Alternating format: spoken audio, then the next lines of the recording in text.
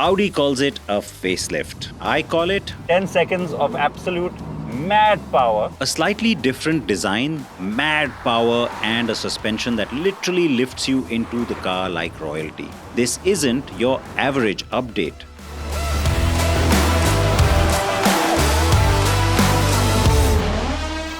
You get a feel that the car's stance is somehow different. It's the ergonomics, the seating position, and of course this new steering wheel that contributes to that.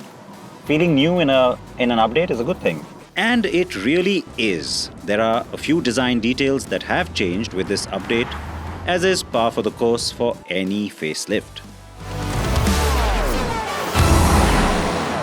So some of those design details may not seem very obvious to you, and so the obvious thing to do was to bring the previous car and put it next to the new one. So you can actually see the difference. Now, don't get distracted by the fact that this one looks like Bumblebee from the Transformers. You can see how the elements here are a little bit fatter and this has kind of slimmed down. You can also see the bumpers. They look completely different in their shape.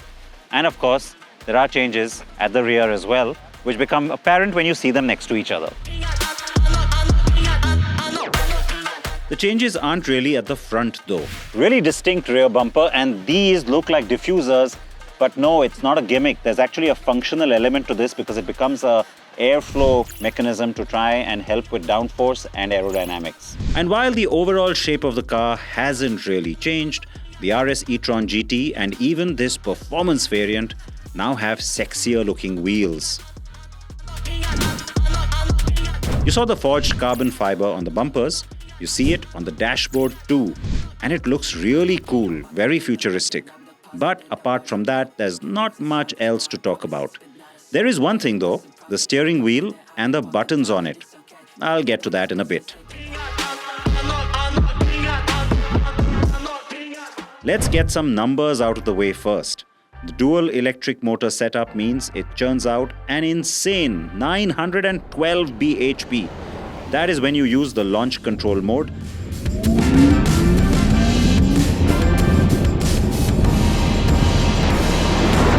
Otherwise, it still makes a massive 737 brake horsepower. Now, it's unfair to compare that with the RS e-tron GT that we got in India. This performance version makes 67 horses more than the standard RS and 148 horses more than the RS GT that we got in India. So, how mental is it to drive? When you put the car in dynamic, not only is it quick, but it also gives you this terrific E sound. Yep, that's still very much there. It's kind of sounding even better. The digital display on the virtual cluster has changed in the sense that you have this option now, and so you get this readout of the power consumption. It's really cool looking. You also get to see the regenerative power that you send back to the battery with braking, etc. It's just a nice new look to the display. But otherwise, this MMI system is the same as before in the sense that we haven't upgraded to the new generation MMI that I've showed you on, say, the Q6 e-tron. That will happen only when the next generation comes. This is, after all, just a facelift. But two new add-ons to that new shaped steering wheel, the RS button, the shortcut that you can actually set, well, two different shortcuts. There's RS1 and RS2. And, preferences in terms of performance, even in terms of display. You saw my instrument cluster changed. That's from the RS cars, a carryover. The e-tron GT now gets it on this RS version. But it's the second button over here that's got me grinning. It's the fun one. It's the one where for a few seconds you get that extra burst of power. You're starting to see this cropping up in many cars now. I'm glad this one gets it. Let's give it a go. Time to hit boost.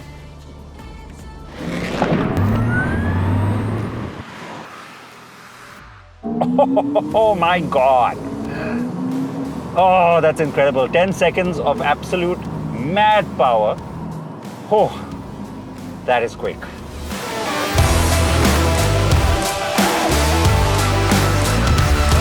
Battery size has also increased from 83.7 kWh to 97 kWh, which means that the 481 kilometers claimed range has also gone up to 599 kilometers with the regular RS and 592 on the performance.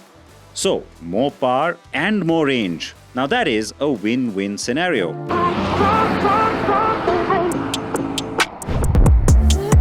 Audi claims the new performance variant has great driving dynamics while also not compromising on comfort. How? Well, the performance variant gets optional fully active dampers along with an advanced air suspension.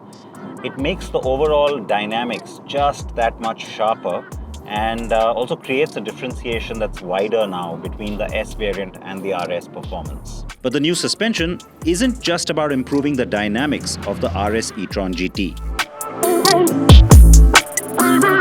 There's one more party trick I want to tell you about. You heard about how you have the new updated air suspension that adds to the dynamics. Well, it also does one more thing. They call it easy entry or the elevated entry function. It's pretty self-explanatory. You know how they're all really low-slung, these sports cars? It's not always easy to get in and get out. Well, the minute you open the door,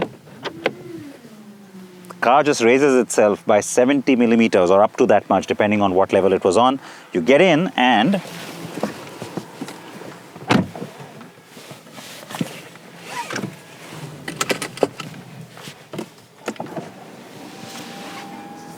it goes down again.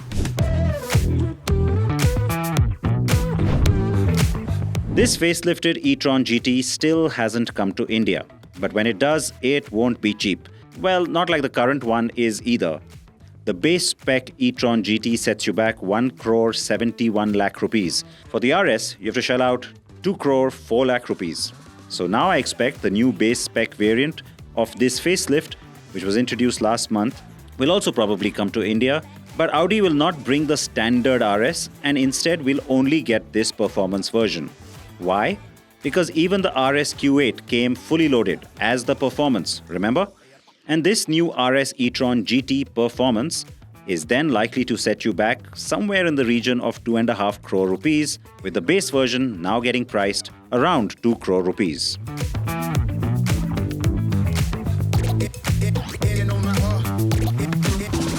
But the car I'm showing you right now is the facelift with all the styling changes and the new variant.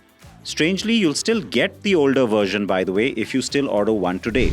You'll just have to wait for Audi India to officially launch this facelift here before you can order this. Should you care about the new performance variant? If you want an all-electric, low-slung sports car with 4 doors and one that can also seat 5 adults, of course, the standard RS was always a bonkers car, and this performance version has performance for days. Can't wait to see how that will feel in India. Are you excited about the RS e-tron GT performance? Yes, it's a mouthful, but tell us anyway.